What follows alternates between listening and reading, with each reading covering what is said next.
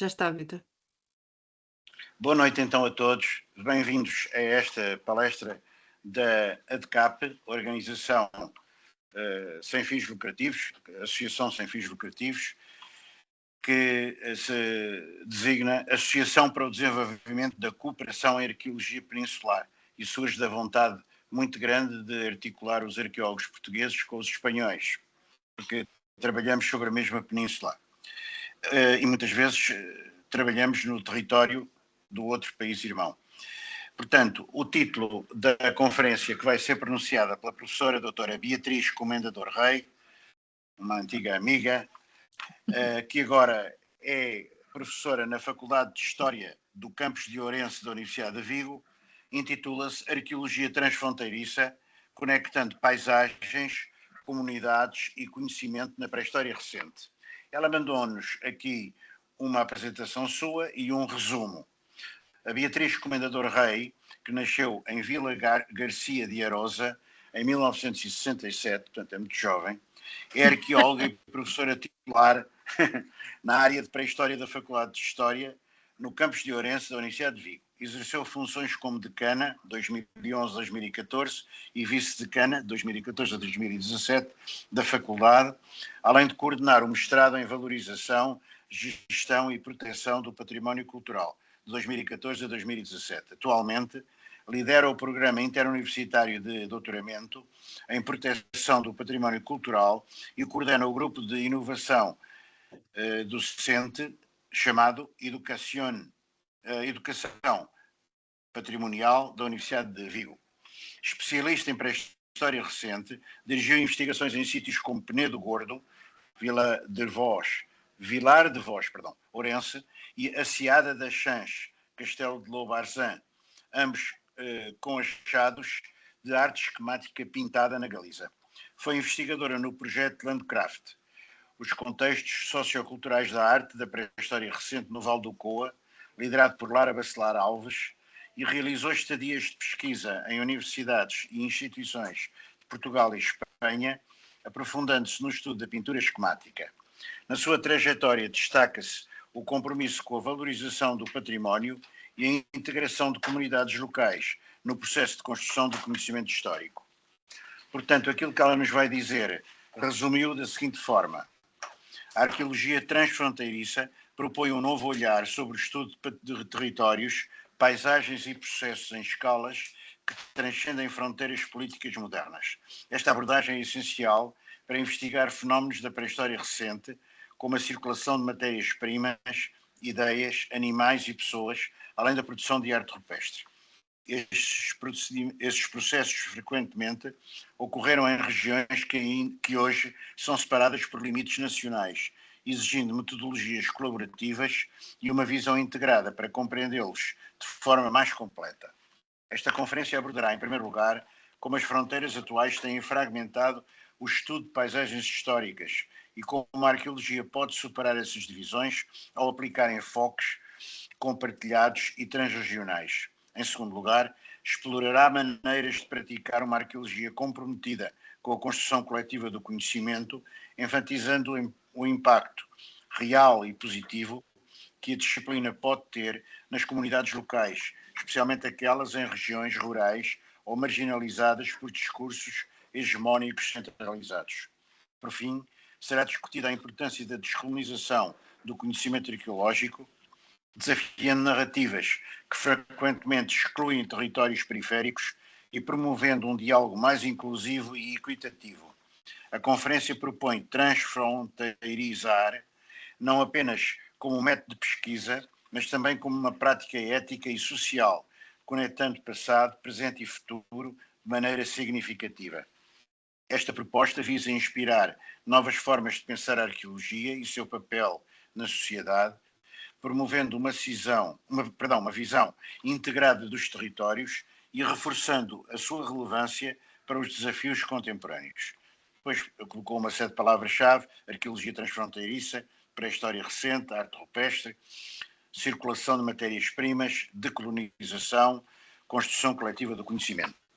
Muito obrigado, Beatriz. Eu vou fechar o meu microfone, onde é que ele está aqui, para passar para ti. e peço que todas as pessoas façam o mesmo. Está ben. Entón, moito boa tarde, vou a partillar.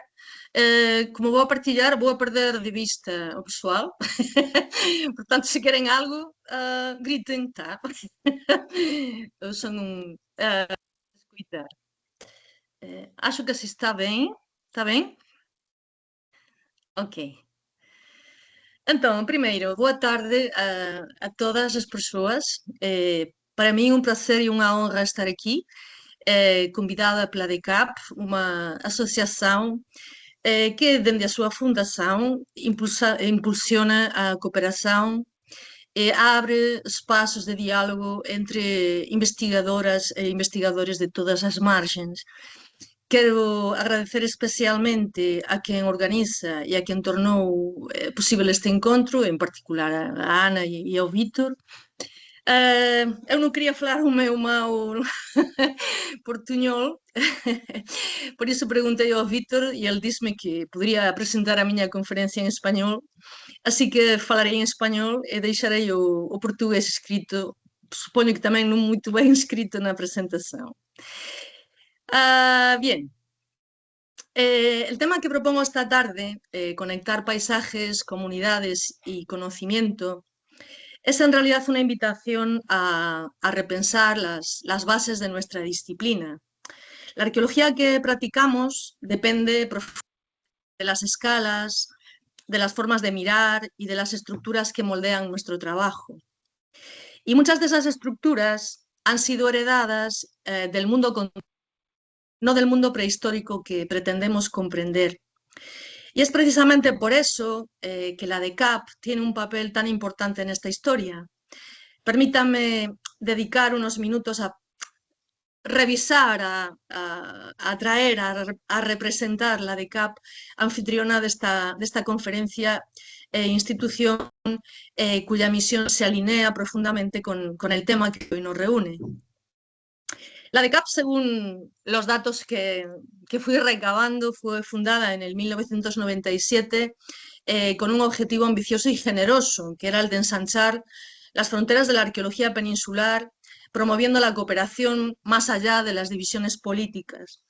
Desde el inicio, la asociación buscó fomentar un verdadero espacio científico compartido entre España y Portugal. La primera vía de actuación fue incentivar el intercambio entre investigación, equipos y proyectos. La segunda fue garantizar la divulgación internacional de la investigación peninsular, íntegramente en inglés, en el Journal of Iberian Archaeology, que alcanzó una importante proyección internacional.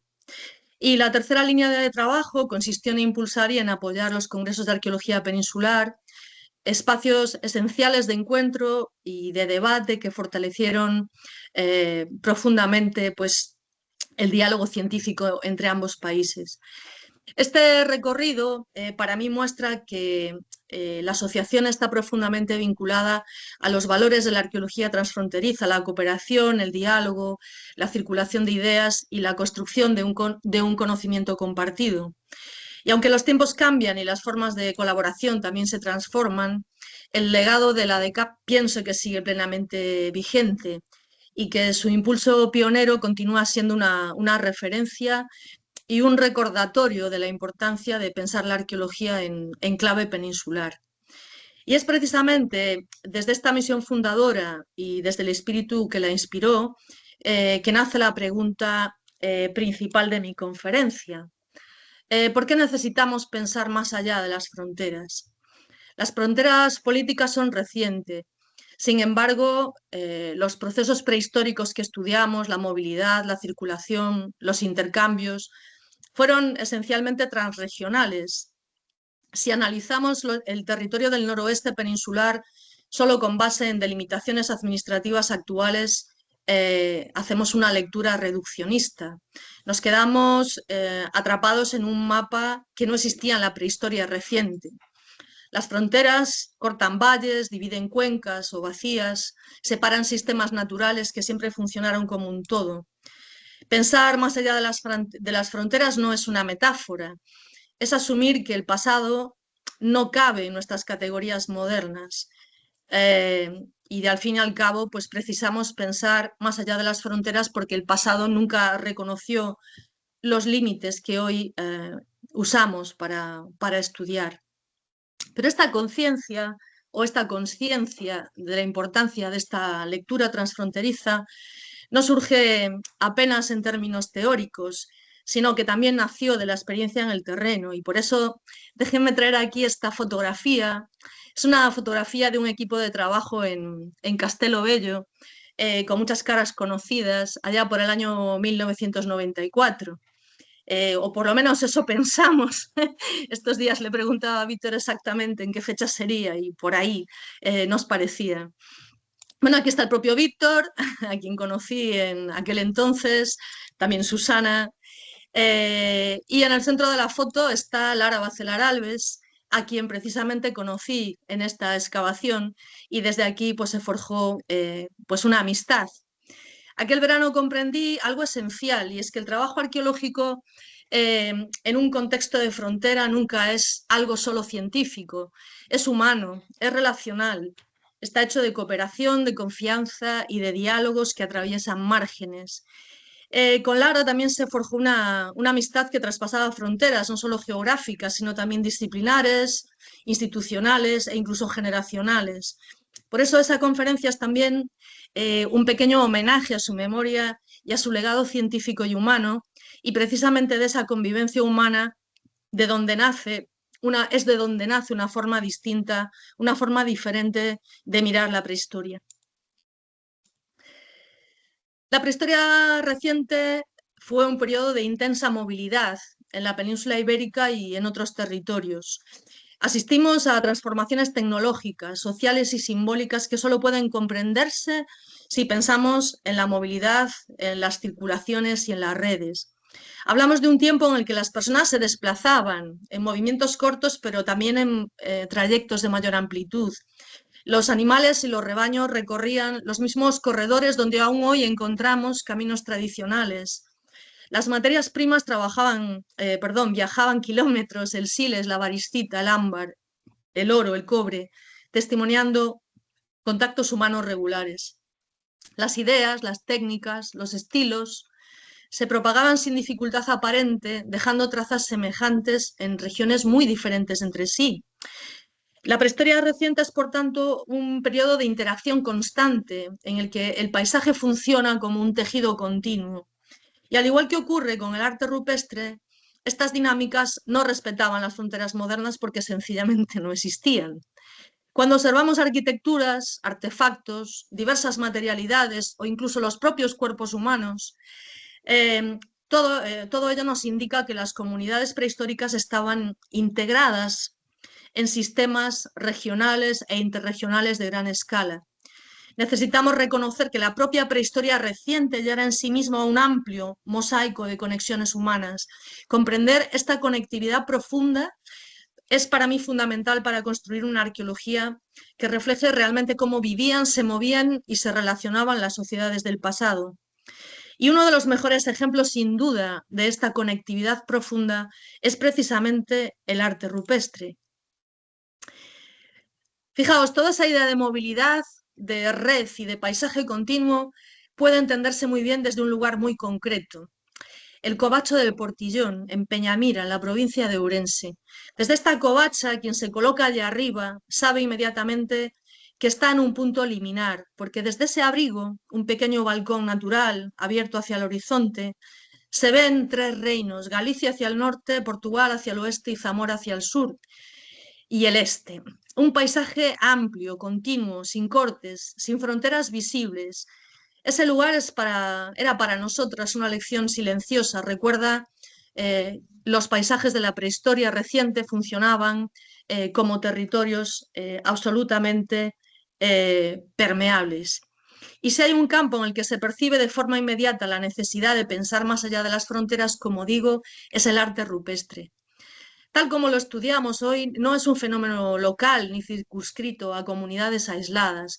Al contrario, se manifiesta como un fenómeno transregional cuya lógica se extiende por grandes áreas geográficas, atravesando sierras, ríos, valles y, por supuesto, las fronteras políticas modernas. Pensemos, por ejemplo, en los grandes complejos del nordeste transmontano y del Alto Europortugués y en cómo se prolongan de forma natural hacia zonas de Castilla y León, o en los motivos esquemáticos que encontramos tanto en la Extremadura portuguesa como en la Extremadura española. La frontera actual no existía en el pasado y esto nos obliga a repensar la escala de nuestras propias preguntas. Por eso, cuando hablamos de arte rupestre como un fenómeno transregional, estamos reconociendo tres dimensiones fundamentales. Primero, que las comunidades prehistóricas compartían a lo largo de amplios territorios universos simbólicos comunes. Los motivos se repiten no por casualidad, sino porque circulaban ideas, significados y también tradiciones gráficas. Segundo, que la elección de los lugares revela una lectura del territorio que también era conectada y continua. Y tercero, que para comprender este arte necesitamos inevitablemente también metodologías transfronterizas, mapas integrados, protocolos comunes de documentación, comparaciones estilísticas y cronológicas que crucen datos de ambos lados de la frontera y sobre todo equipos de que estos paisajes forman un único conjunto arqueológico. Pero no siempre se miró así estos territorios. Muy a menudo Lara y yo usábamos un símil inspirado en el famoso cartel de la película Anatomía de un asesinato de Otto Preminger. Decíamos que cuando se analizan los territorios rupestres siguiendo fronteras administrativas, lo que hacemos es diseccionar el paisaje, igual que ese cuerpo recortado en piezas. Perdemos la unidad, perdemos la vitalidad del territorio. Convertimos una realidad viva en un mapa diseccionado. Para evitar esa disección necesitamos cambiar de perspectiva y trabajar a diferentes escalas.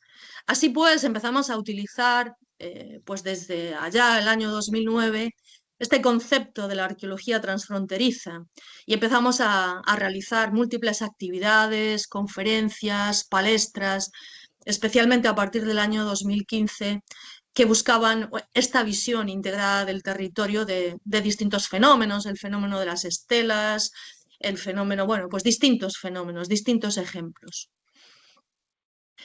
Lara siempre trabajó el arte rupestre con una mirada multiescalar que podríamos describir como una aproximación dialéctica entre el panel, el lugar y el paisaje. Partía de lo que está inscrito en la roca, los motivos, las técnicas, las superposiciones, pero nunca se detenía ahí. Analizaba también la arquitectura del abrigo, su forma, su acceso, su relación con el entorno inmediato y sobre todo expandía la mirada hacia el territorio, explorando las conexiones con otras estaciones y redes de ocupación más amplias. Al combinar estas tres escalas, los motivos dejan de ser elementos aislados y pasan a entenderse como parte de sistemas simbólicos integrados en paisajes vividos. Como decíamos, la macroescala no es un lujo interpretativo, es al fin y al cabo una herramienta crítica, una herramienta esencial para comprender la lógica profunda del arte rupestre y su inserción en un territorio continuo. Y de hecho, en arqueología los patrones invisibles se vuelven visibles cuando cambiamos de escala. Hay cosas que afloran cuando hacemos ese ejercicio. Muchas veces hablamos del arte rupestre desde áreas clásicas, el Atlántico, el Levante, pero si prestamos atención, veremos que en el interior del noroeste peninsular, precisamente en esas zonas menos estudiadas, menos mediáticas, a veces casi invisibles para la investigación, encontramos un territorio extraordinario donde convergen múltiples tradiciones rupestres. Es un espacio donde se cruzan estilos, técnicas, gestos gráficos y usos del paisaje. Es un territorio que por su posición geográfica y cultural funciona como un auténtico umbral, como un limiar entre diferentes mundos simbólicos.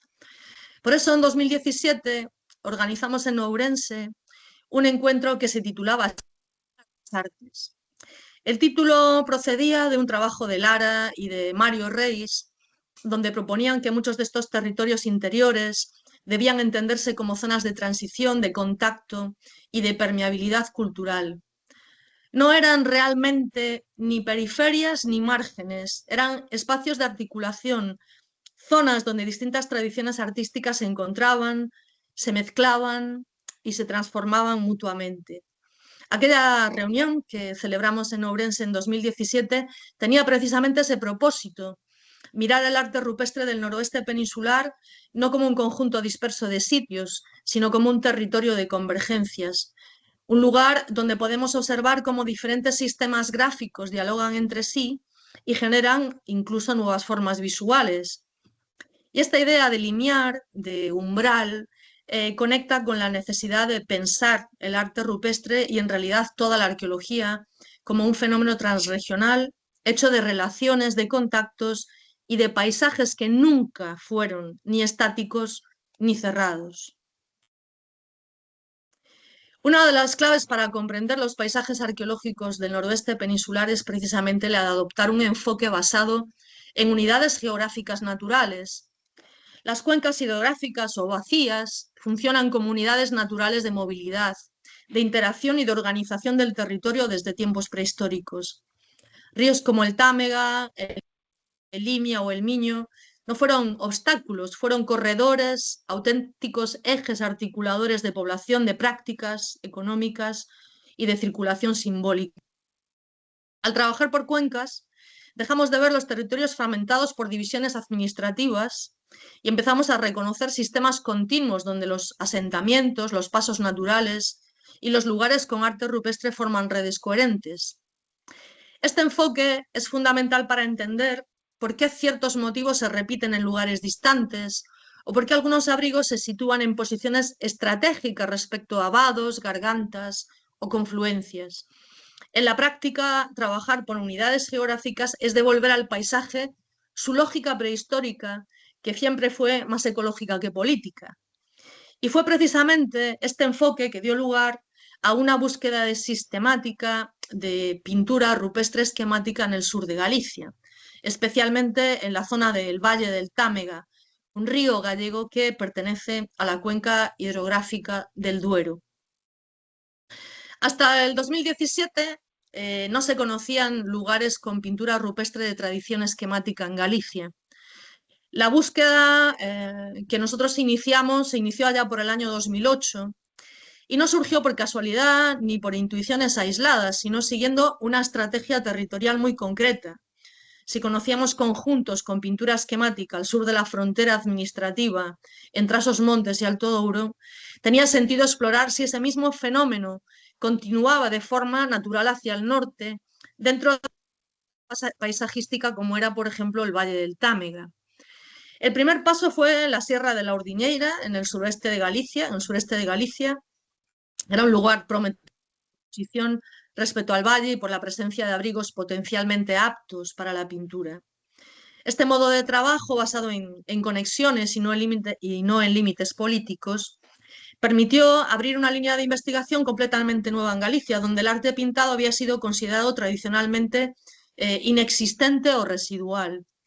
Y de hecho, durante la redacción de este artículo que publicamos en el año 2017, titulado Arte esquemático pintado en el noroeste peninsular, una visión integrada transfronteriza, recuerdo, y fue así la anécdota, que cuando lo teníamos casi acabado tuvimos que volver a reescribir una parte, porque fue precisamente en el año 2017 cuando aparecieron dos de los primeros sitios con pintura: a Cova dos Mouros da Fontaneira, en Baleira, en la provincia de Lugo, y el Penedo Gordo, en el propio territorio donde habíamos empezado a buscar la pintura, en el concello de Vilar de Bos.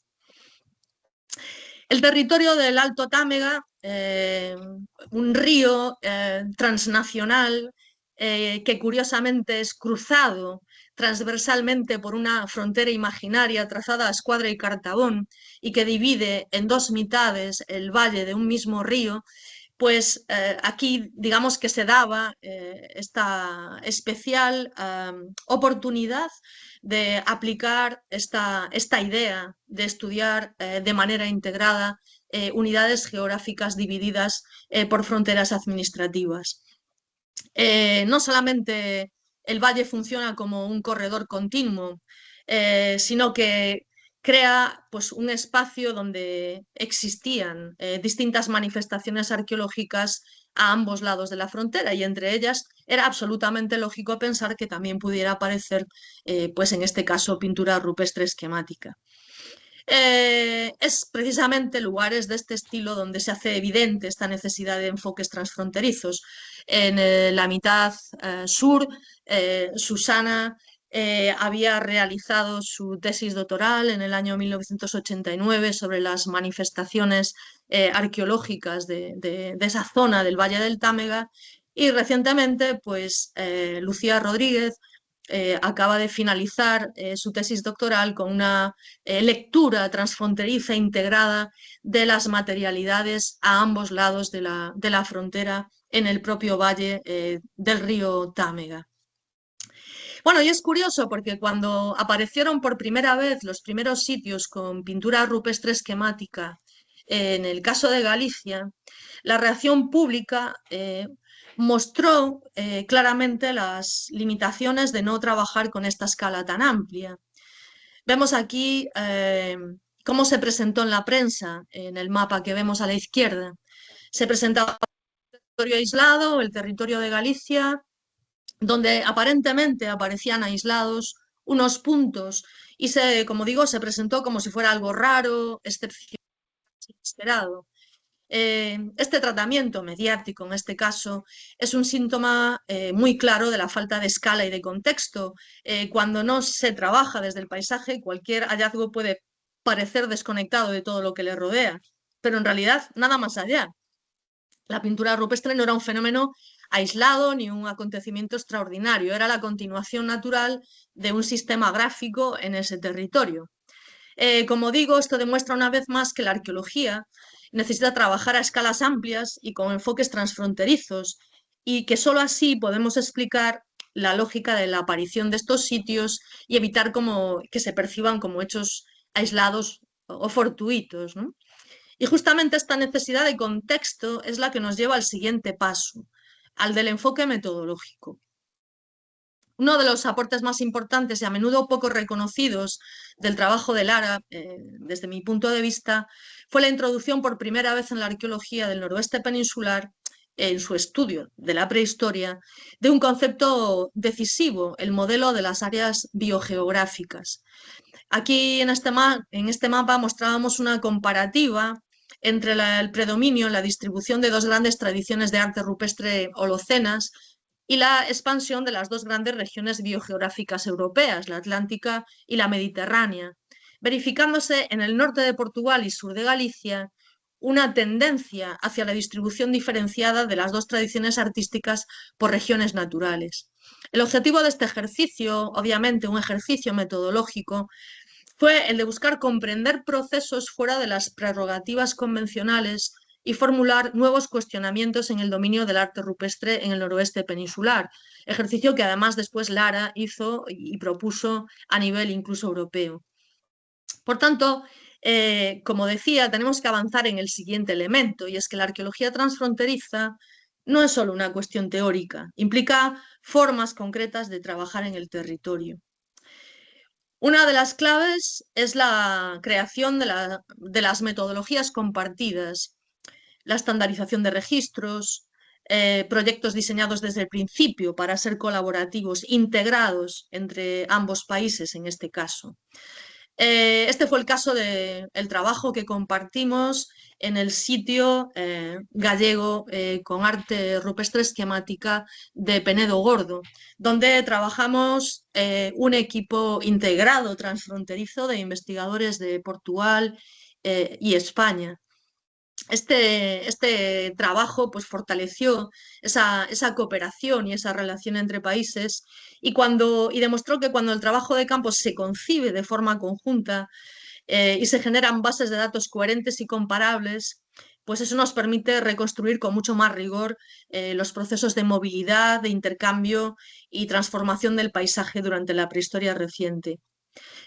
Como digo, en Penedo Gordo trabajamos como un equipo internacional verdaderamente integrado, compartiendo criterios, hipótesis, registros y análisis. Y este trabajo para mí en la práctica nos demostró que la cooperación transfronteriza no solo es posible, sino que sería la vía que produce los resultados, en este caso, más sólidos y reveladores, por lo menos en zonas transfronterizas.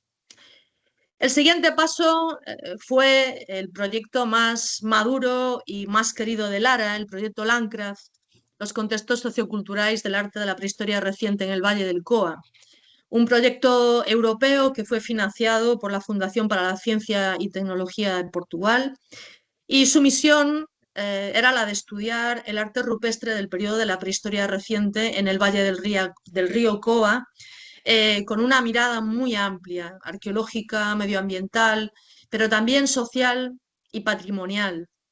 De hecho, una de las grandes aportaciones fue la de visibilizar, más allá del énfasis tradicional en la pintura y el grabado paleolítico, pues el arte de la prehistoria reciente del Coa, y mostrando además su vinculación con todos los modos de transición hacia los modos de vida agrícolas y pastoriles. El Landcraft también integró un equipo internacional de especialistas de ambos lados de la raya e incluso de otros países fuera de la península ibérica, y contribuyó con metodologías actualizadas de documentación, conservación y gestión del arte rupestre, conservación preventiva, elaboración de estrategias de protección y también la difusión abierta al patrimonio. Un proyecto que finalizó pues ya durante ese periodo de enfermedad de la propia Lara. La necesidad de esta arqueología transfronteriza y a macroescala, como digo, no se limita al ámbito galaico-transmontano.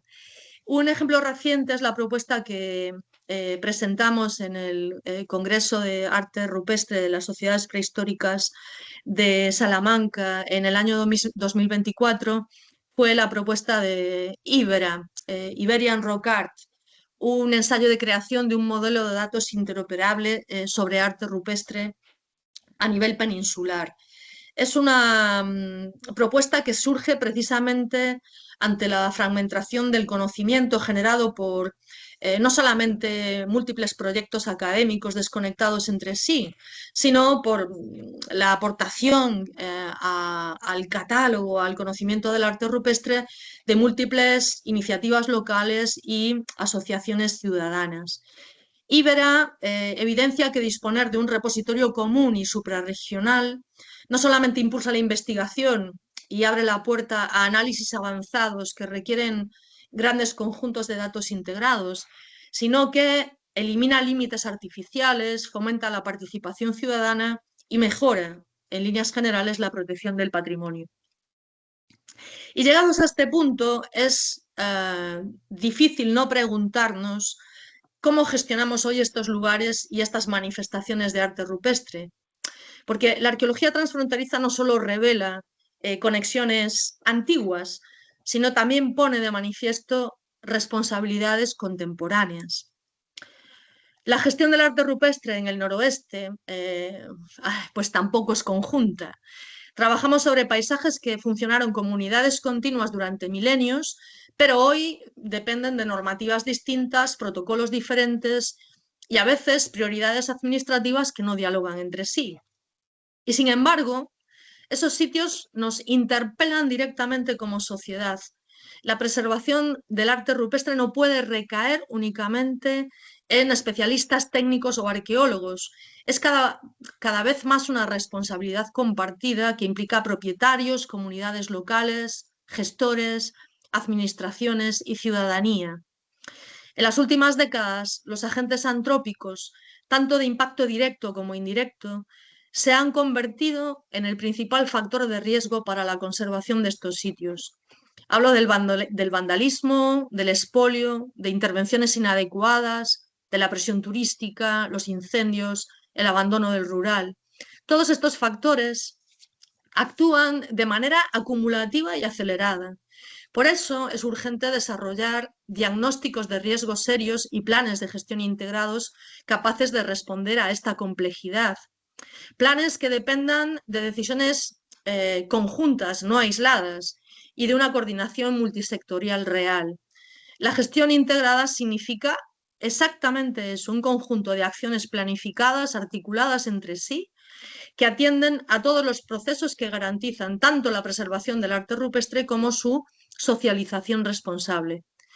Una gestión integrada no separa conservación y acceso, entiende que proteger también implica permitir que la ciudadanía conozca, valore y se identifique con su patrimonio. La arqueología transfronteriza, no se limita al plano académico. No se agotan los mapas en los SIG ni en las interpretaciones a gran escala. Hay un elemento fundamental y a menudo olvidado que debe situarse en el centro de cualquier reflexión: las propias comunidades locales, especialmente las comunidades rurales que viven en los territorios donde trabajamos. Ellas son, en el sentido más profundo, las guardianas del patrimonio arqueológico, no solo porque habitan y cuidan esos lugares, sino porque ellos tienen raíces, historias y vínculos que la investigación científica por sí sola nunca podría reconstruir. La mayor parte de los sitios arqueológicos, sobre todo en regiones de frontera, se sitúan en áreas rurales. Y son las personas que viven allí quienes conocen el territorio palmo a palmo, los que saben dónde hay piedras grabadas, penedos singulares, narrativas, distinguen caminos seculares de simples atajos o reconocen usos tradicionales y topónimos que guardan pistas valiosísimas sobre el pasado. Cuando la arqueología dialoga con estas comunidades, adquiere algo esencial, que es el sentido humano. Los sitios dejan de ser coordenadas en un mapa y se convierten en lugares vividos, recordados y transmitidos entre generaciones. A veces de ese diálogo, los territorios pueden ser resignificados, recuperando capas de memoria que no aparecen en los datos científicos. Comprender el arte rupestre, los caminos antiguos o los paisajes simbólicos no es simplemente un ejercicio académico, es una forma de reforzar la identidad local, de valorar patrimonios, de devolver a las personas una parte de su propia historia. Es una arqueología transfronteriza que atraviesa límites políticos e integra paisajes naturales compartidos, y donde las comunidades desempeñan un papel todavía más relevante. Son ellas quienes muchas veces permanecen en territorios donde muchas veces el Estado incluso está ausente, quienes mantienen prácticas tradicionales que nos ayudan a interpretar el pasado y que pueden transformar la investigación arqueológica en algo con impacto real sobre el territorio. Por eso, pensar más allá de las fronteras no es solo un ejercicio teórico, es reconocer que el conocimiento se construye con las personas y que la arqueología solamente es verdaderamente completa cuando involucra a quienes habitan, cuando implica a quienes habitan los lugares que estudiamos. Cuando pensamos en el papel de las comunidades locales, es importante pensar que la arqueología puede tener un impacto real y profundo en las regiones rurales y periféricas. Durante mucho tiempo tenemos que pensar que la arqueología fue vista como una práctica extractiva, equipos que llegan, registran datos y se marchan. Pero cuando el trabajo se concibe de forma colaborativa, la arqueología puede convertirse en una herramienta para fortalecer el territorio, en una manera de reforzar la identidad local, de valorar patrimonios. Y este impacto se hace aún más evidente cuando miramos cómo la arqueología puede contribuir al desarrollo local. La arqueología puede y debe ser una práctica ciudadana. Esto significa abrir el proceso científico a quienes viven en los territorios que estudiamos y crear espacios de participación activa. Cuando las comunidades participan, el conocimiento ya no llega desde afuera, sino que éste se construye conjuntamente. Una arqueología que involucra a la ciudadanía es también una arqueología que escucha. Una arqueología que devuelve algo esencial, la oportunidad de reconocerse en el propio pasado. Y todas estas prácticas no surgen de la nada, están respaldadas por marcos nacionales e internacionales. En los últimos años han surgido diversos documentos fundamentales que ofrecen un marco sólido para una arqueología integrada y participativa.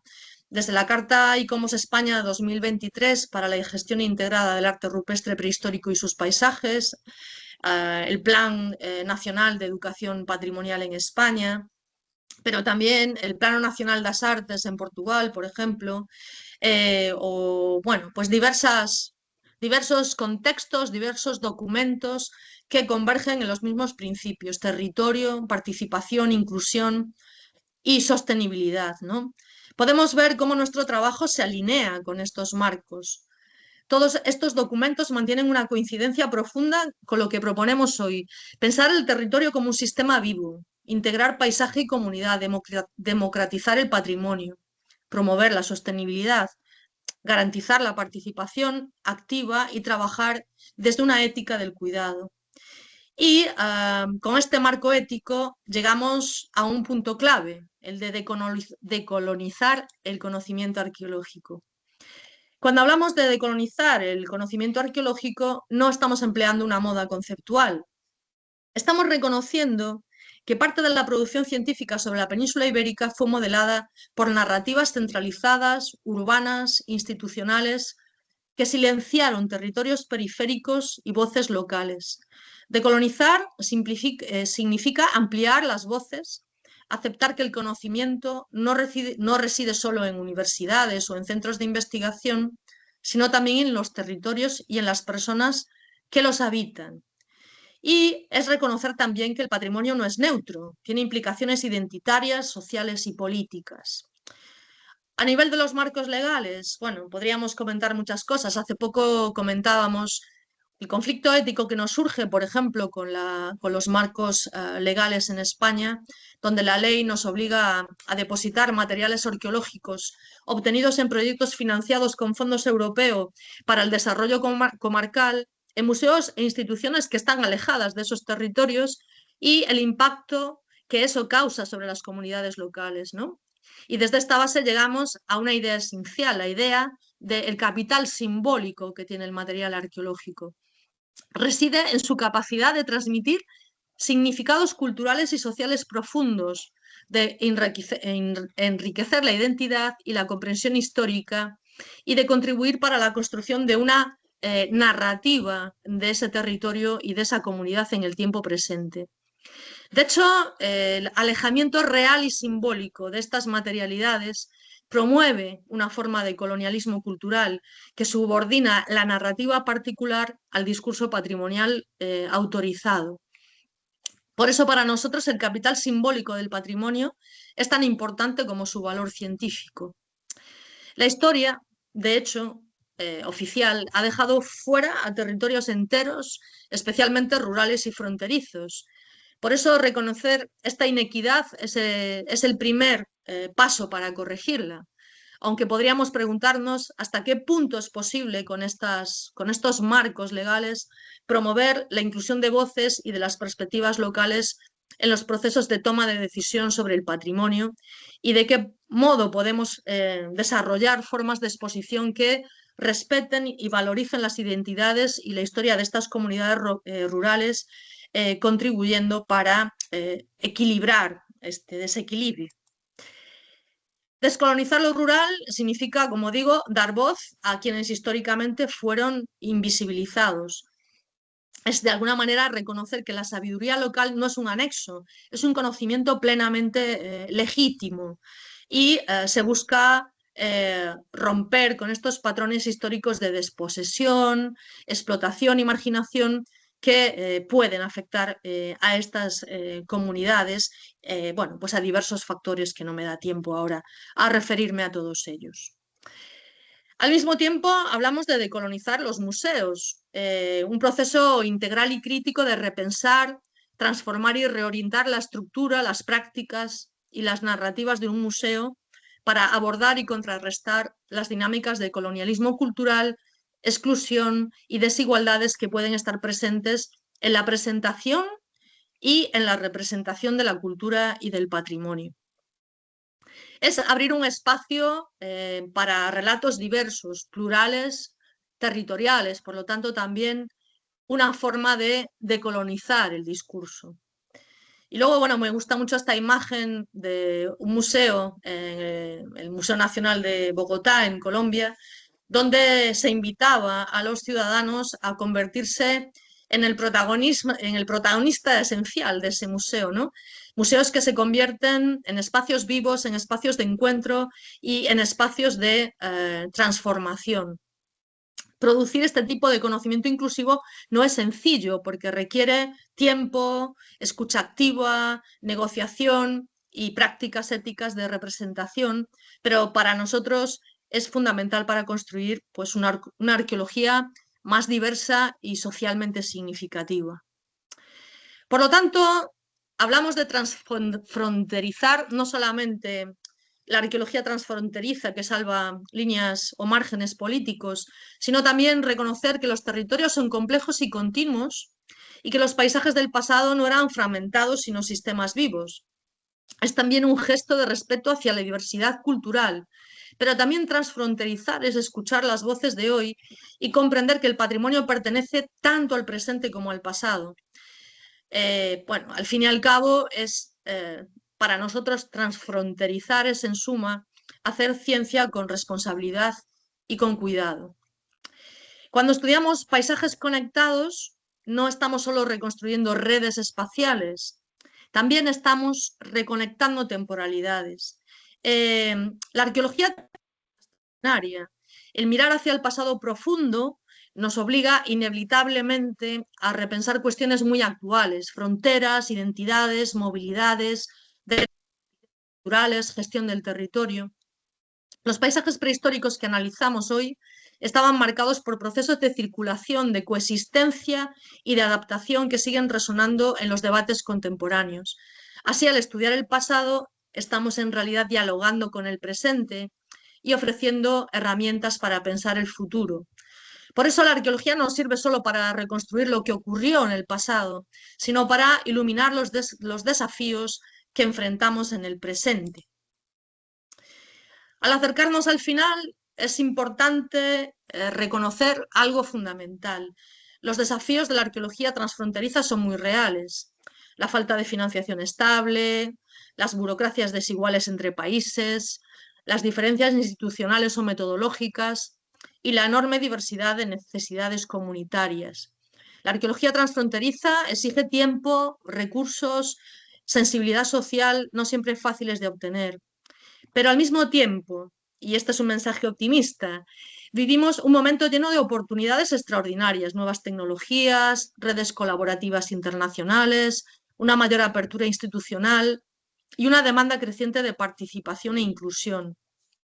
Y todo esto nos conduce a lo que considero el gesto central de la arqueología contemporánea, el de establecer puentes. Cuando comenzamos a trabajar en el proyecto Landcraft, pues charlando con Lara y con nuestra querida colega y amiga Bárbara Carballo, surgió la idea de generar unos eventos, unos encuentros que titulamos A Ponte da Unión. El puente de la Unión, construido en el siglo XX con dinero, mano de obra y voluntad de la población de Cidadelle, sobre una de las más antiguas fronteras entre Portugal y España, o Ribacoa, territorio anexionado a Portugal después del Tratado de Alcañices. Este era como un puente significativo, porque este puente conecta los municipios de Piñel y de Figueira del Castelo Rodrigo y está implantado en un extraordinario sector del río Coa. En este sitio nació la idea de los eventos Ponte da Unión, como digo, derivados del proyecto Landcraft. Y decidimos crear un encuentro, un evento en el que nos reuniésemos personas académicas, no académicas, cualquiera interesado en el estudio del arte rupestre y establecer distintos puntos, distintos lugares transfronterizos para realizar estos encuentros, marcando siempre un puente, ese puente de la unión. Y todo lo que hemos estado discutiendo, lo que hemos estado tratando, precisamente converge en esta idea de establecer puentes entre territorios. Pero no solamente establecer puentes entre territorios, sino también entre instituciones, entre equipos, entre metodologías, entre conocimiento científico y saberes locales. Establecer puentes significa, además, integrar disciplinas diferentes, la arqueología, la geografía, la antropología, unir escalas de análisis, la microescala, la mesoescala, la macroescala. Y significa también conectar temporalidades, pasado, presente y futuro. En el fondo, establecer puentes es un acto de diálogo, de cooperación y de responsabilidad compartida. Es reconocer que ningún territorio es una isla, ninguna comunidad está aislada y ningún saber es suficiente por sí solo. Al establecer puentes no estamos apenas solamente mejorando la investigación arqueológica, sino que desde nuestro punto de vista estamos también construyendo una forma de hacer arqueología más incluyente y bueno, pues más efectiva. Por eso la arqueología transfronteriza, y voy acabando ya, no es solamente una metodología, es una ética del cuidado, con los paisajes, con las memorias, con las comunidades y con el propio conocimiento que producimos. Cuidar el territorio significa reconocerlo como un organismo vivo donde pasado y presente dialogan.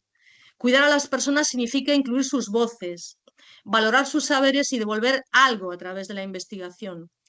Cuidar la disciplina significa hacerla más justa, más inclusiva y más responsable socialmente. Cuidar. Repetimos este verbo porque es el núcleo de todo esto. Y esta ética nos lleva directamente a las conexiones, porque la arqueología es una ciencia profundamente relacional. Es trabajar de lado a lado, en un diálogo continuo, donde cada parte aporta algo esencial. Cuando el conocimiento se construye conjuntamente, adquiere una profundidad humana que ningún dato técnico puede sustituir. Y esta visión colaborativa es precisamente la que nos permite establecer puentes. Y quiero cerrar esta conferencia recordando a alguien que encarnó de forma plena y generosa todo lo que hoy hemos defendido aquí, porque Lara tenía una capacidad rara y preciosa, la de unir rigor científico, sensibilidad humana y apertura intelectual.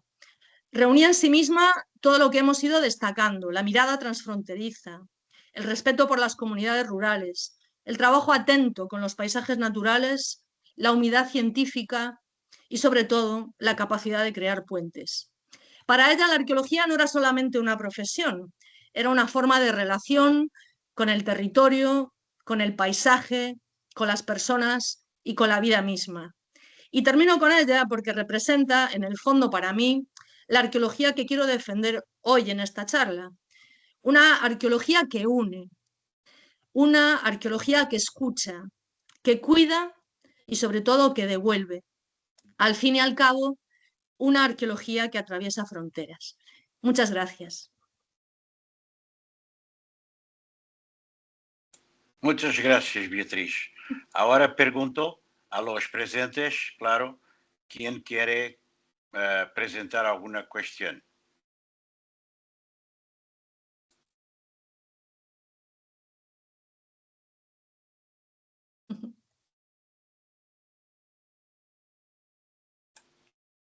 Recuerden que somos todos responsables por los principios que Beatriz nos ha aquí enunciado.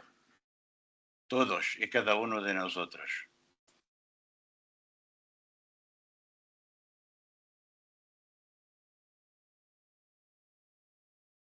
Eu posso falar? Hola, Jesús, querida. Olá, olá, Beatriz, boa noite. Desculpa, eu estou a falar de um telemóvel pela primeira vez, nem sei se... Não, é-me estranho o ambiente, mas ouvi tudo muito bem. E já não vi assim tão bem, porque é um monitor muito pequenino, muito pequenino. Não sei como é que é esta hora, estás com este fulgor todo. Pronto, em primeiro lugar, parabéns pela conferência, não é uma palestra, é uma grande conferência e passaste aqui princípios fundamentais, com a maioria dos quais eu concordo. Sobretudo no que diz respeito às relações, digamos, naturais, porque é próprio da pré-história, nós quando até quando ensinamos os estudantes a delimitar áreas de estudo, dizemos na pré-história, vamos por... não temos concelhos nem países, vamos por regiões naturais ou por bacias. Pronto, e acho que por vezes realmente dizemos isto na teoria e depois na prática não o fazemos, não é? E realmente tu deste um grande exemplo ao entrar por aqui dentro, e bem-vinda. Não era preciso dizer-te isso agora, não é? Evidentemente. Também concordo em absoluto com a relação que colocaste relativamente à arte, porque realmente na região que finalmente ambas estudamos, aqui a Lara também estudava, desde há muito tempo se percebe que, digamos que as manifestações gráficas não encaixam de todo em definições muito fechadas, não é? E quando falo das manifestações gráficas não falo da pintura, falo de todas, da pintura, da gravura e até da própria arte móvel, por pouca que haja. Aliás, eu não conheço nenhuma região, porque conheço melhor a minha, em que, digamos assim, do ponto de vista estilístico, digamos, haja mais proximidade entre pintura e gravura. Portanto, é o mesmo que acontece na arte megalítica em termos estilísticos, não estou a falar noutros termos. No entanto, relativamente às outras questões de colaboração, digamos assim, das comunidades locais na defesa do seu património, eu já tenho mais reticências. Não é que não lhes pertença, não é que eles não sintam que lhes deve pertencer, mas a minha experiência tem mostrado, sobretudo, que eles querem receber. Eles querem receber o que nós possamos trazer. E é muito difícil, digamos, porque nós estamos lá permanentemente, não é? É muito difícil nesse interior mais perdido, nesse interior onde até, digamos, quem tem a autoridade, que são normalmente os municípios, o que querem é fazer percursos turísticos imediatos.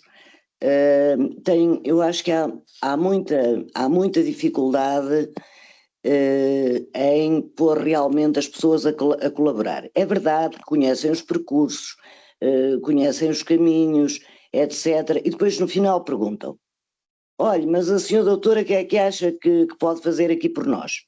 Tal e qual. Olha, o que é que acham que devem fazer por nós?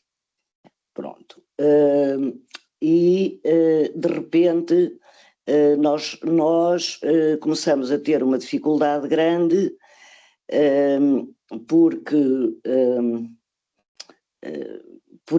podemos fazer pouco, não é?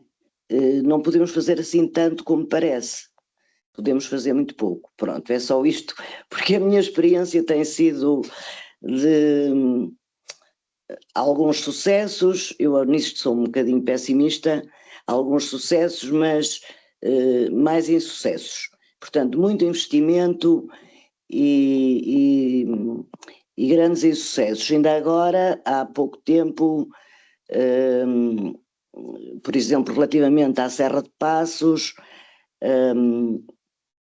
digamos, há esta questão de que falavas há bocado, da gestão, falaste muito da gestão dos sítios e da proteção dos sítios, mas a gestão implica monitorização. E como é que nós convencemos um país como o nosso, fragmentado por municípios e por CIMs? Há bocado eu estava a tentar escrever a vários presidentes das CIMs portanto, da Serra de Passos Santa Comba, que é acima do Douro, é acima de Trás-os-Montes e é acima do Alto Tâmega. São 3 cimes, porque os 3 concelhos, cada um bloqueia ali, faz ali a sua fronteira, não é? A Serra de Passos é uma fronteira, porque é transversal e cada um tem os seus projetos autónomos. E como é que nós vamos convencê-los de que se unem? Os concelhos muito menos. E, portanto, e não querem, acham que os concelhos, as freguesias, acham que não têm que ser eles a tratar da monitorização. Portanto, há todo um movimento que é necessário, digamos, ou há uma... estou muito cansada, realmente, não é um movimento, há uma grande dificuldade realmente de nós, digamos assim, cooptarmos pessoas locais para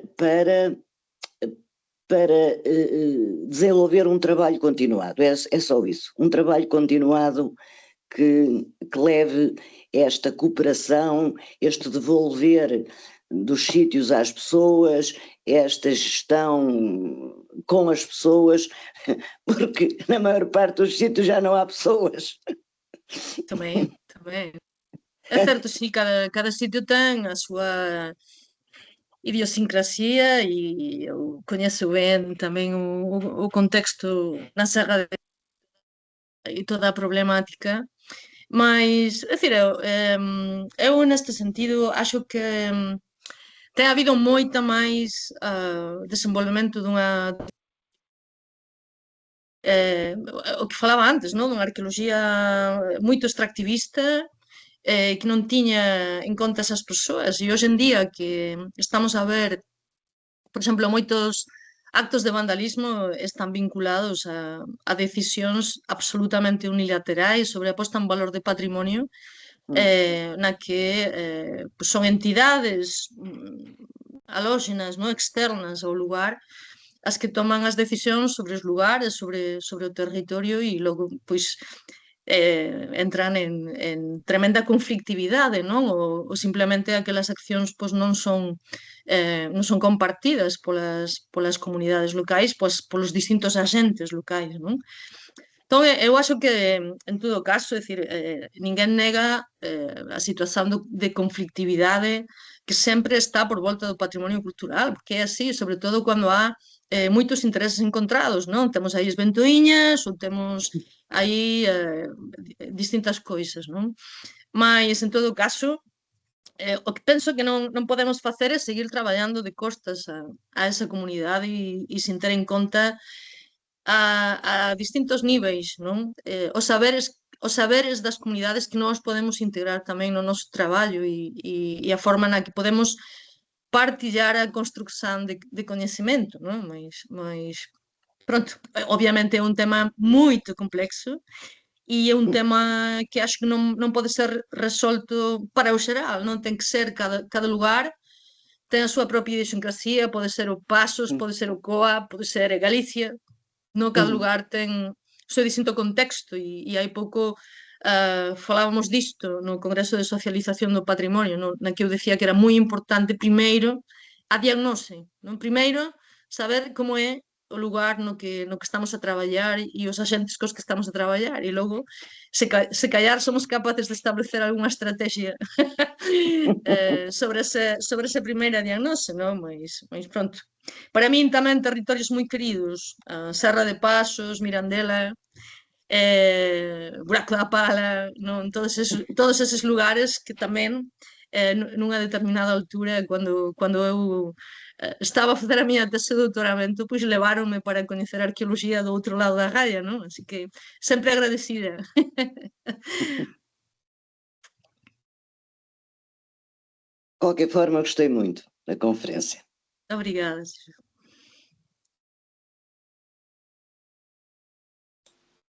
Então, mais vozes?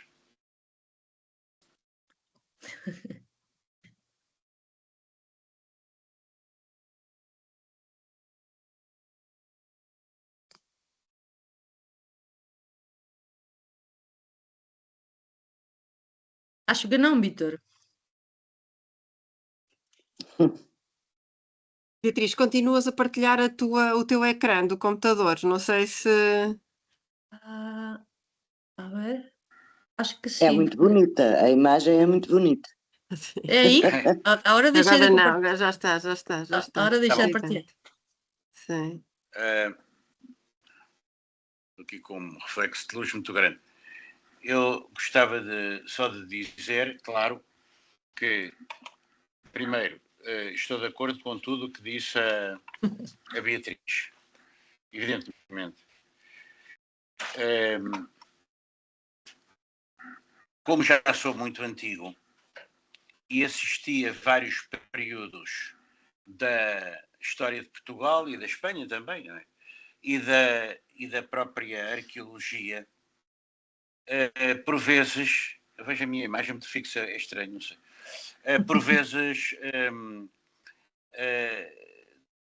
misturo uma vontade muito grande de avançarmos com este diálogo e de me encher de alegria por ver os mais novos do que eu a produzirem trabalho, utilizando novas tecnologias, utilizando novas perspectivas mais amplas do que... Porque o que é que acontecia no meu tempo? O meu tempo que, de facto, de certo modo, está pouco a pouco a ficar no passado. O que é que acontecia?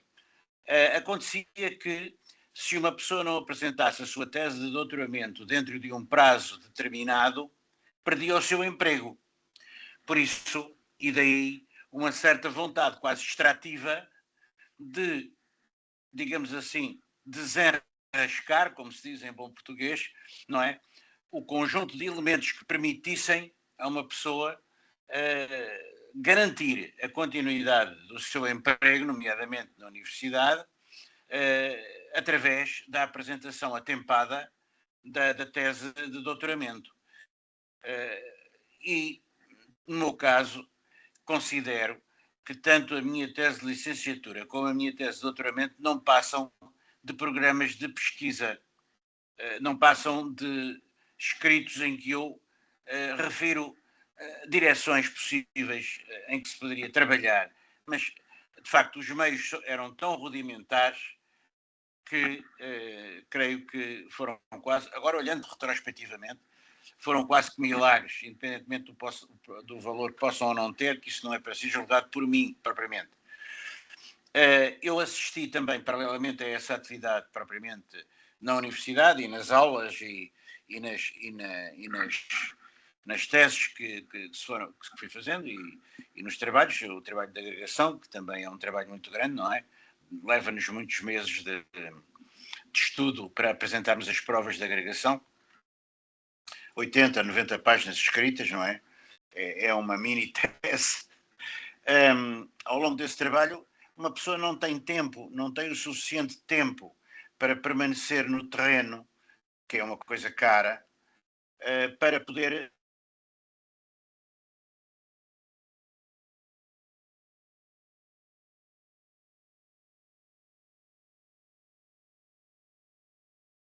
Vítor, não estamos a ouvir.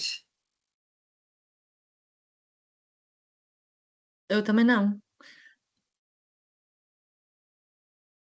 Ele pixelizou Aí está, como está. um mosaico romano. Pixelizou. Está a entrar outra vez.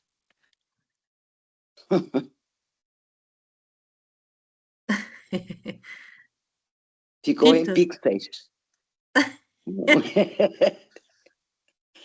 Não, acho que não. Acho que ainda não é desta.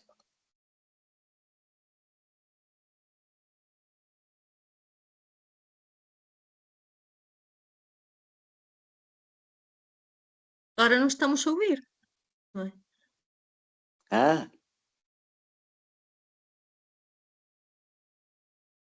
Alguém lhe deve... Está sem som, flor. Vítor, não estamos a ouvir, não estamos a ouvir.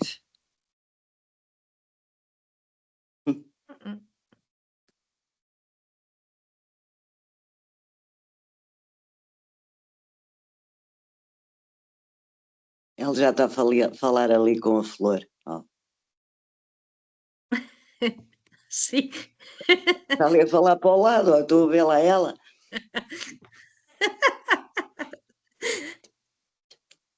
Ai, bem.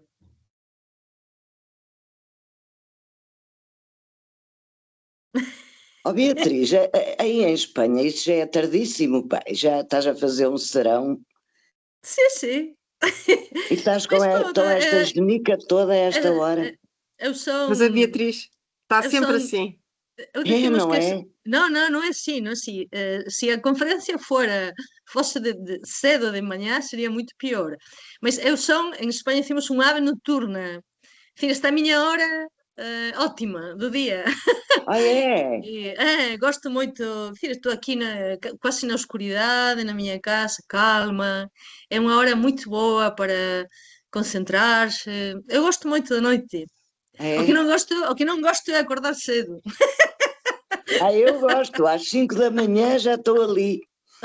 É a melhor hora. Mas sim, hoje por acaso foi um dia intenso. Estamos igual que Jesus, não? Períodos de aulas, muitas aulas, muitos trabalhos e os dias se fan largos, Ouvir. sim. Agora Já me sim, conseguem ouvir? já. É que eu desativei o microfone e voltei a ativá-lo. Peço desculpa. Está bem, Vitor. Eh, eu não estou a dizer nada de importante, é só realmente para referir esta questão de contraste ou contradição entre os princípios todos que a Beatriz enunciou, que tu enunciaste e que eu concordo com eles totalmente, claro, e as dificuldades concretas que depois temos, porque, de facto, os meios são tão parcos, no meu tempo, principalmente, eram tão parcos e são tão parcos. Eu, por exemplo, para trabalhar num sítio arqueológico como o último sítio em que eu, a Ana Val e o João Muralha temos trabalhado, que é o Castanheiro do Vento, agora está praticamente o João Muralha, praticamente não, na realidade, a dirigir as escavações. Um sítio desses implicaria umas 50 pessoas, no mínimo, no terreno.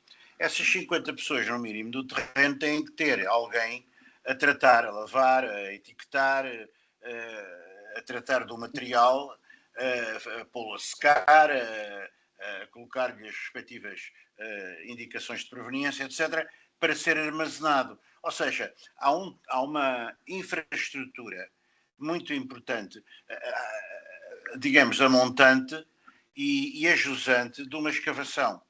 No nosso tempo, no meu tempo, o que eu queria era que me deixassem escavar qualquer coisa para poder ter alguma coisa que apresentar no meu trabalho, porque senão era uma pura teoria, não é? Teoria no sentido negativo, não é? Teoria como a tentativa de cobrir aquilo que não se sabe, não é? Com um palavreado oco. Não.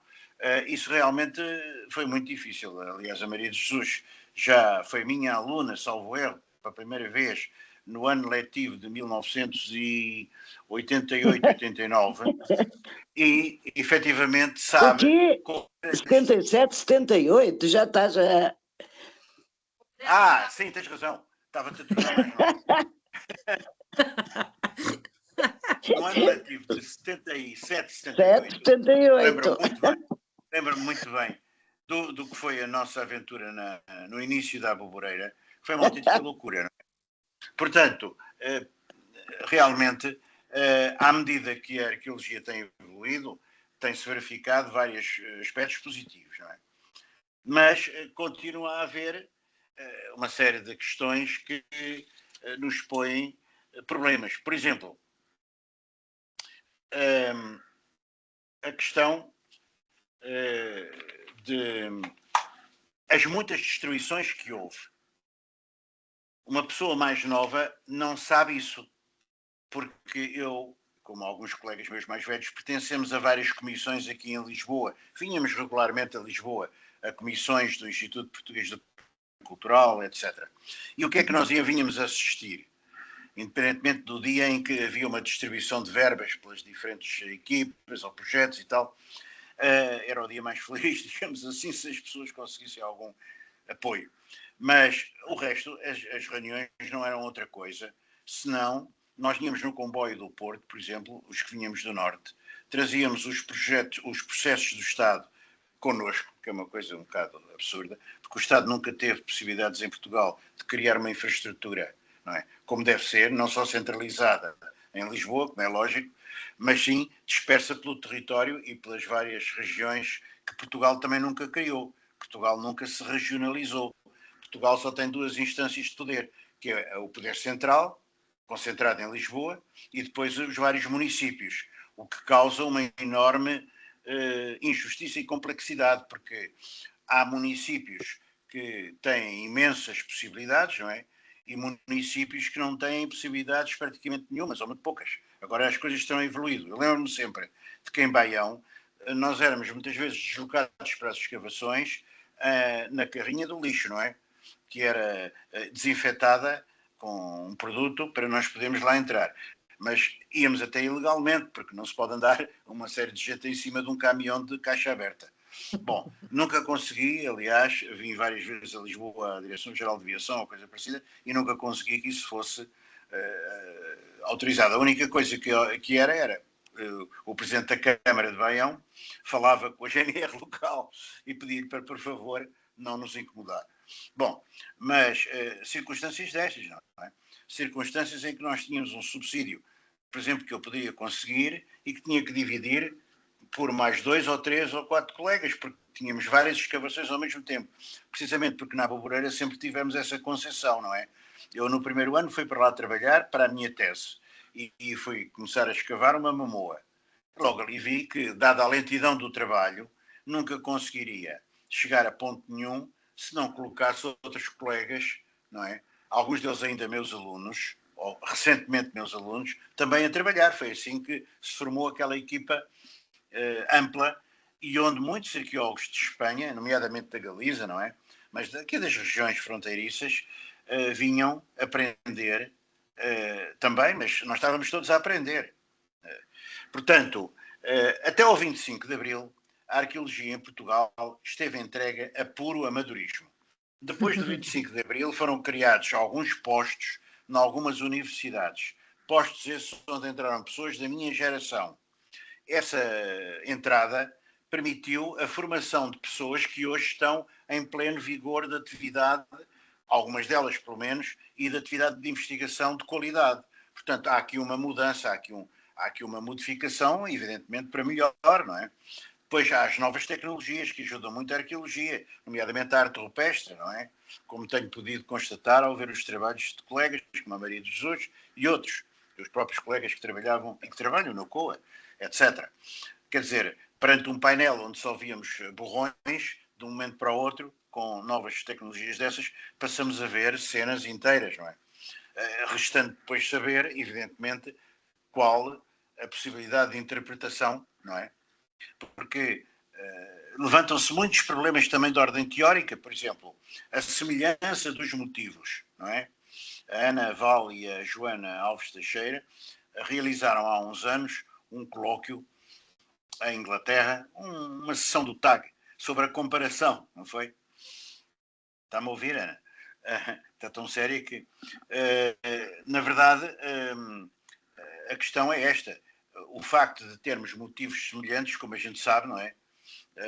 Espalhados por uma região mais ou menos vasta, ou uniforme ou não uniforme, não significa mais do que isso. Quer dizer, não sabemos a que é que corresponde esse tipo de inscrição do território. É mesmo, por vezes, bastante estranho. Já no Paleolítico, não é? A semelhança incrível de certos motivos da arte paleolítica do Coa com motivos que encontramos, por exemplo, na Gruta de Lascaux, em França. Quer dizer, a mesma técnica e o mesmo tipo de esboço de um animal. Portanto, digamos que ficamos sempre com um sabor amargo na boca de ficarmos muito aquém daquilo que gostaríamos de saber, mas isso faz parte todo do conhecimento humano, não é? Portanto, eu só gostava de, portanto, dizer que estou de acordo com tudo aquilo que disseste. É muito bom que haja pessoas que estejam nas universidades a incentivar os seus estudantes nesse sentido, de que é preciso trabalharmos com as populações locais, apesar de muitas vezes termos que superar, de facto, uma certa questão que a Maria de Jesus levantou, não é? É que os ciclos de eleições para as câmaras municipais é 4 anos, não é? E todas as câmaras, claro, as mesmas pessoas não podem concorrer mais do que X vezes. A Presidente de Câmara, por exemplo, não é? Mas há um ciclo eleitoral, não é? Que vai sincopando o tempo, não é? Das câmaras municipais e elas podem, de um momento para o outro, apoiar-nos ou deixar de nos apoiar, mesmo com parcos recursos, não é? Por exemplo, um exemplo que me parece interessante é o exemplo de Foscoa. Em Foscoa existe uma associação local que foi criada no início dos anos 90, salvo erro, pelo António Sá Coixão, a CDR de Freixo no Mão, e ultimamente eu recebo o jornal que me enviam de lá da CDR, creio que fizeram uma integração na Câmara Municipal. Portanto, é a Câmara Municipal que agora está a tomar a iniciativa de concorrer a projetos ou de portanto, sustentar uma entidade que era essencialmente decorrente da força de vontade do António Sá Coixão, não é? E agora já tem lá, por exemplo, mais uma pessoa doutorada, a Sandra Naldinho, que está no museu, e, portanto, haverá talvez ali uma possibilidade de continuidade, e nomeadamente porque está relacionada com a Câmara de Foscoa, evidentemente. Portanto, isso é um aspecto, não é? Creio que a Ana também está perfeitamente a par do que ali acontece e isso é um aspecto positivo. Eu, por exemplo, ofereci, quando me aposentei, parte dos meus livros à Faculdade de Letras, parte dos meus livros à CDR de Freixo no Mão. E até o Sá Coixão fez lá uma grande parangona no jornal local, a dizer que o museu tinha a maior biblioteca, não exagero, evidentemente, mas a agradecer muito. Mas, na verdade, eu às vezes temia que um dia, todos nós temos que um dia desaparecer, quando ele de facto se cansasse ou desaparecesse deste mundo, só espero que não aconteça tão depressa, como é evidente, sou amigo dele, a biblioteca e, de uma maneira geral, tudo o que se fez lá nessa região vá, digamos, ficar parado. Mas parece que não, agora conseguiram até um projeto bastante grande lá para o prazo e isso tudo. Portanto, há realmente aspectos em que é contraditório, não é? Aspectos pontuais onde se nota que a arqueologia está a progredir e que tem sentido termos nas universidades conseguido formar a minha geração, conseguido formar uma série de pessoas extremamente competentes e com imensa vontade de trabalhar.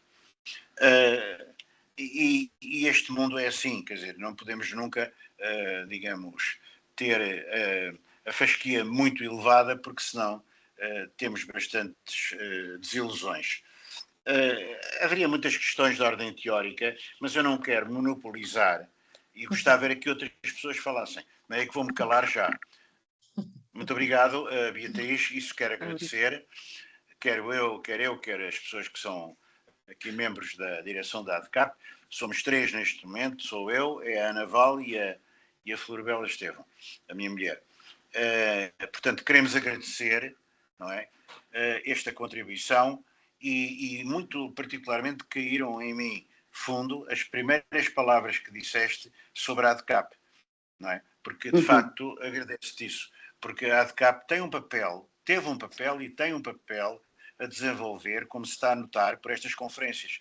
Elas vão ser publicitadas, não é? Tu dás essa autorização, as pessoas presentes também, penso, para podermos, através de um link, publicitá-las no YouTube. E através desse link, peço-te, Beatriz, que faças a maior divulgação possível em Espanha. Sim. E nós faremos o mesmo em Portugal e também naqueles colegas espanhóis, que já são bastantes, que conhecemos, não é?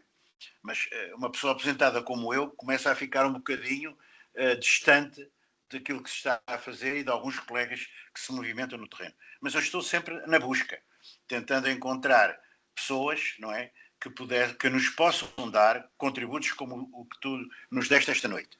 Tenho muita pena do Journal of Iberian Archaeology ser uma revista única, com contributos muito importantes, mas ainda não tivemos meios financeiros para opor os volumes publicados até 2011 online. primeira coisa que gostaria muito de fazer, que já conseguimos pôr praticamente todos os TAI online, não é? Conhece isso? É uma lista impressionante de autores. E tenho muita pena da revista, que poderia ser uma nova revista online, ter parado, mas não temos neste momento meios para isso. Estamos a aguentar a associação, no sentido de a tentar reforçar, e peço aos colegas presentes que nos ajudem a obter mais sócios, porque pode-se dizer, mas então o que é que a ADCAP dá em recompensa de se ser sócio? É claro que a ADCAP não pode dar muita coisa, porque ela própria não tem meios, não é? Eu próprio estou, muitas vezes, do meu próprio financiamento pessoal, não é? A ajudar a conta não ir cair no zero. Portanto, de vez em quando faço um contributo pessoal para a ADCAP. Mas, por favor, que paguem as suas cotas a tempo, que realmente tragam mais sócios, e 20 euros por ano, que é o contributo para ser sócio, não é nada. Não é? De maneira que nós temos perguntado até a várias pessoas se querem ser sócios, e temos a sorte de uma ou outra pessoa nos dizer: sim senhor, já vai aqui a ficha preenchida.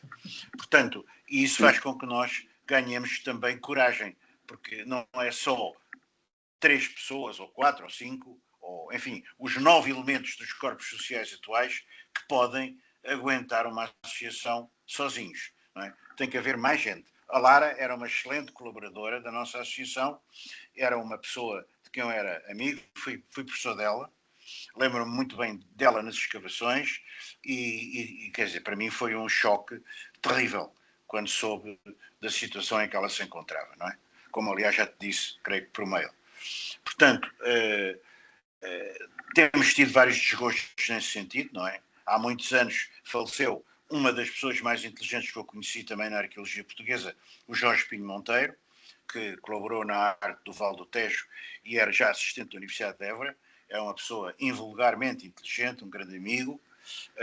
Mais recentemente, aquela moça que era tão importante na Associação dos Arqueólogos Portugueses, Andréia. como é que alguém me ajuda? A Andréia Martins, que causou um enorme choque em todos nós, porque era uma pessoa de alta qualidade, humana e científica, não é? Eu fui ao funeral dela e vi em Lisboa a quantidade de gente que lá se reuniu nesse momento, numa tristeza profunda, e a tristeza profunda em que se encontrava, evidentemente, não só o marido, mas também o meu amigo de juventude, José Moraes Arnaud, o presidente da Associação dos Arqueólogos Portugueses, onde a Andréia dava uma colaboração enorme.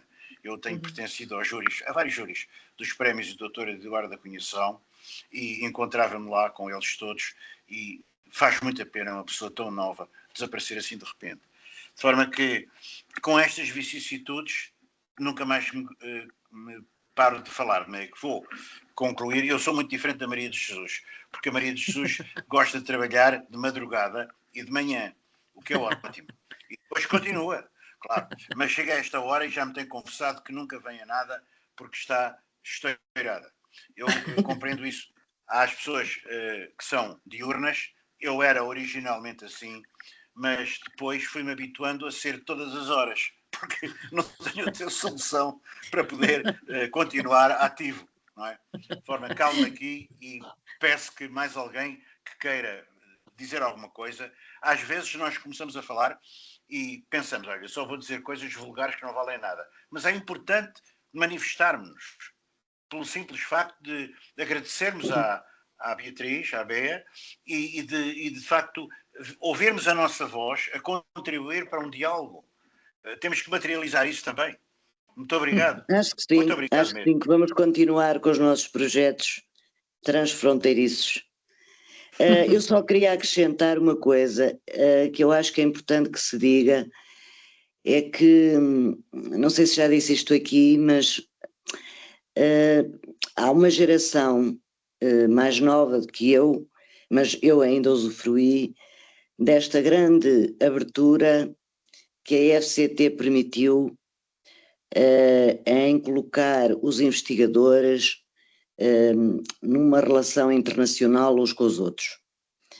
Eu, quando era mais jovem, não tinha dinheiro para ir a congressos, eu não tinha dinheiro para ir a lado nenhum, não é?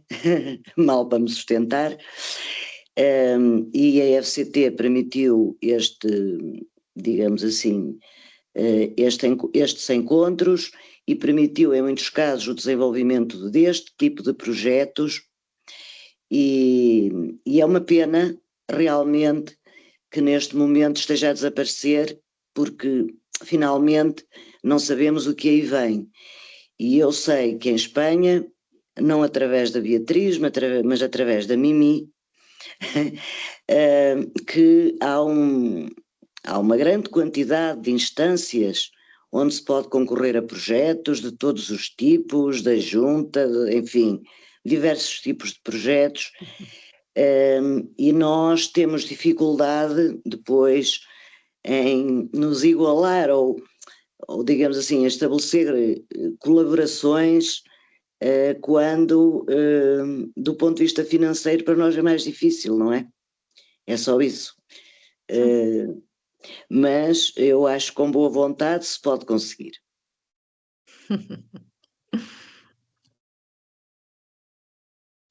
Beatriz, eu também te queria agradecer muito pela tua comunicação, mas também por esta homenagem à Lara, que foi muito bonita, e dizer que a forma como tu terminaste Ui, não Ai, te escoitamos. e agora, sim? Sim. Sim. Acho que a forma como terminaste e quando falaste da ética do cuidado e deste conceito do cuidado, me parece muito importante e também concordo, acho que é por aí, para a forma de pensar e de estar na arqueologia, tem que ter em consideração a ética do cuidado e começarmos a pensar mesmo o passado dessa perspectiva.